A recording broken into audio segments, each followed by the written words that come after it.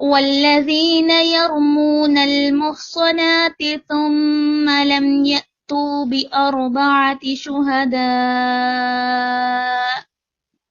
فاجلدوهم 80 جلدة ولا تقبلوا لهم شهادة أبدا وأولئك هم الفاسقون۔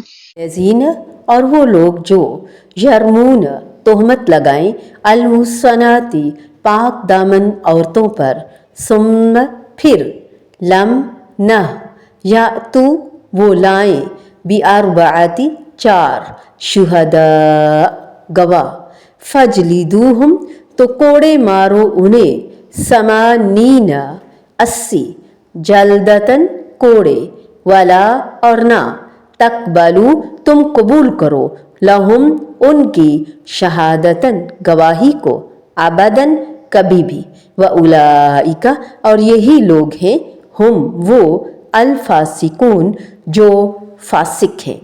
اور وہ لوگ جو پاک دامن عورتوں پر تہمت لگائیں پھر 4 گواہ نہ لائیں تو انہیں 80 کوڑے مارو اور ان کی گواہی کو قبول نہ کرو، اور وہی نافرمان لوگ ہیں۔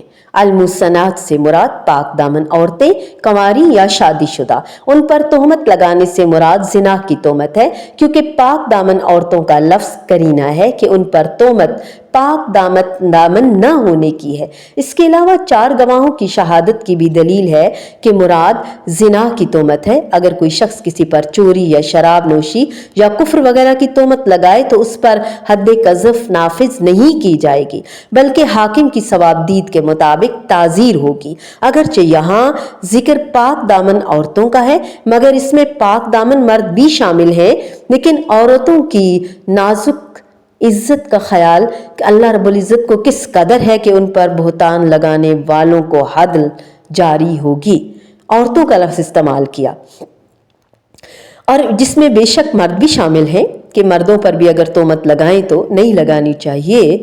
پاک دامن عورتوں پر تہمت لگانے کی حد مقرر کی گئی، وہی علت پاک دامن مردوں پر بھی ہے۔ اس لیے پوری امت کا اجماع ہے کہ پاک دامن عورتوں پر تہمت لگانے کی حد پاک دامن مرد پر تہمت لگانے والے پر بھی نافذ کی جائے گی۔ یہاں عورتوں کا ذکر اس لیے بھی ہے کہ ان پر تہمت زیادہ تکلیف دہ ہے، زیادہ باعث عار ہوتی ہے، اس لیے بھی کہ آگے ام المومنین عائشہ صدیقہ رضی اللہ تعالی عنہا پر تہمت کا ذکر آ رہا ہے۔ جو شخص کسی پاک دامن عورت پر زنا کی تہمت لگائے اس سے مطالبہ کیا جائے گا کہ اپنے دعوے کے ثبوت کے لیے 4 مسلمان عادل مرد گواہ پیش کرے۔ سورۃ النساء کی آیت نمبر 15 میں بھی ہم پڑھ چکے ہیں۔ دوسری کسی بھی جرم کے ثبوت کے لیے 4 گواہ مقرر نہیں کیے گئے۔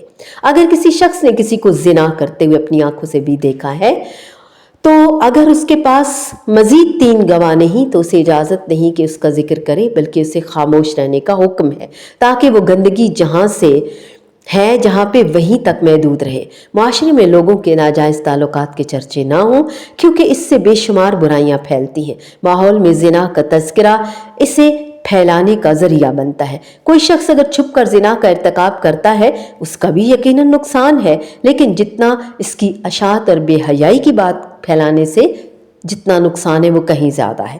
ہاں، اگر کوئی شخص اتنی دیدہ دلیری سے زنا کرتا ہے کہ 4 مرد اسے عین اس حالت زنا میں دیکھتے ہیں تو انہیں اجازت ہے کہ اسے حاکم کے پاس لے جائیں تاکہ وہ اس پر حد نافذ کرے، اس خبیث فعل کی روک تھام کرے۔ ایک طرف زنا کی سخت ترین حد مقرر فرمائی، دوسری طرف لوگوں کی عزتوں کی حفاظت اور ان کی کمزوریوں پر پردے کے لیے حکم دیا کہ جو شخص کسی پاک دامن عورت پر زنا کا الزام لگائے پھر 4 گواہ پیش نہ کرے تو اسے بہتان کی حد لگاؤ، بہتان لگانے والے مرد ہوں یا عورت، جیسا کہ حسان بن ثابت اور مستہ بن اساسہ رضی اللہ تعالی عنہما کے ساتھ حمنہ بنت جحش پر بھی حد قذف لگائی گئی۔ جس شخص کو بھی کسی پاک دامن مسلم مرد یا عورت پر زنا کا الزام جو بھی لگائے گا پھر 4 گواہ نہ لا سکے تو اللہ تعالیٰ نے اس کے متعلق 3 احکامات دیے ہیں۔ پہلا یہ کہ اسے 80 کوڑے مارو، دوسرا یہ کہ اس کی شہادت کبھی بھی قبول نہ کرو، اور تیسرا یہ کہ یہی لوگ فاسق ہیں، نافرمان ہیں۔ اولئک هم الفاسقون۔ فاسق साबित हो गया इनका फिस्क। पाक दामन औरत पर तोहमत लगाना कितना बड़ा जुर्म है और इसकी सज़ा कितनी बड़ी है, क्योंकि मोमिना सालिया पर बोतान लगाने वाले पर यह लाजिम किया गया है वो 4 गवाह लाजमी पेश करे। अगर वो इसकी पाक दामनी पर उंगली उठा रहा है तो फिर वो उसकी पूरी जिम्मेदारी भी उठाए और नतीजे तक बात को भी पहुंचाए। ये नहीं कि जो मुंह में आया कह दिया। जुबान की हिफाजत बहुत ज़रूरी है, और अगर गवाह पेश नहीं कर सकता और किसी खातून की इज्जत को दांव पे लगा रहा है तो फिर 80 कोड़ों के लिए खुद को पेश कर दे। लिहाजा मोमिन यूं ही मुंह से बातें नहीं निकालता। मुआशरे में गुनाह के चर्चे, बोहतान, तराजी, नमक मिर्च लगाकर किस्से कहानियां बयान नहीं करता। ये बहुत बड़ा गुनाह है। ये सारे दरवाजे अल्लाह ताला ने बंद कर दिए। कुरान और हदीस में खौफ आखिरत, जवाबदेही का एहसास दिलाकर बंद कर दिए। मोमिन पर हक बार बार अल्लाह और रसूल ने बताया। एक दूसरे पर जान, माल, इज्जत हराम कर दी गई और फिर सख्त तरीन सज़ा तजवीज़ की। 100 कोड़े, 80 कोड़े, संसारी। फिर तो इस दौर में बहुत लोग पिटते होंगे, जेलों का तो जाल बिछा होगा। ये सजाएं सख्त हैं, लिहाजा जुर्म के पैदा होने, पिनपने, फलने फूलने के सारे मौके ख़त्म हो जाते हैं। फिर शहादत का निसाब बहुत सख्त है। इन सज़ाओं का मकसद ये नहीं कि लोगों की पीठें कोड़ों से उधेड़ दी जाए, बल्कि ये कि तालीम व तरबियत के ज़रिए पहले तो जुर्म की नौबत ही ना आने दें, माहौल ऐसा बनाएं। इसके बाद सज़ाओं के लिए अहम तरीन शर्त गवाहों की है। इस्लामी कानून शहादत बजाते खुद इतना कड़ा है कि वो उन सज़ाओं के रास्ते की रुकावट बनता है। ताहम अगर कोई मुजरिम हया के सारे पैमाने तोड़ डाले तो उस सूरत में उसे निशाने इबरत बनाकर मुमकिना सज़ा दी जाए ताकि मुजरिमों की हौसला शिकनी हो। नबी करीम सल्लल्लाहु अलैहि वसल्लम के दौर में मुमकिना से मुराद के जो हद नाफिज है वो हमारी मर्जी के मुताबिक नहीं, वो ही सज़ा दी जाए जो अल्लाह और रसूलुल्लाह ने वाज़े कर दी। नबी करीम सल्लल्लाहु अलैहि वसल्लम के दौर में थानों, जेलों, पुलिस का कोई वजूद तक ना था। जुर्म ना होने के बराबर था। इस पूरी तारीख में सिर्फ 2 वाक़यात इस हवाले से मारूफ हैं जिनमें ज़ाती इकरार की बुनियाद पर संसारी की सज़ा दी गई, या इक्का दुक्का वाक़यात कोड़ों के हैं। आप सल्लल्लाहु अलैहि वसल्लम ने यह भी ताकीद फरमाई कि सज़ाओं को दफ़ा करो, दूर करो। यहाँ तक भी उनको दफ़ा करने की गुंजाइश पाओ, उन्हें दूर करो। मुसलमानों से सज़ाओं को दूर रखो यहाँ तक के मुमकिन हो। अगर किसी मुल्ज़िम क्या सज़ा से बचने का कोई रास्ता निकलता है तो उसे छोड़ दो, क्योंकि हाकिम का माफ़ करने में गलती करना उससे बेहतर है कि वो सज़ा देने में गलती कर जाए। आजकल तो इस्लामी कवानीन के खिलाफ बहुत शोर मचा हुआ है।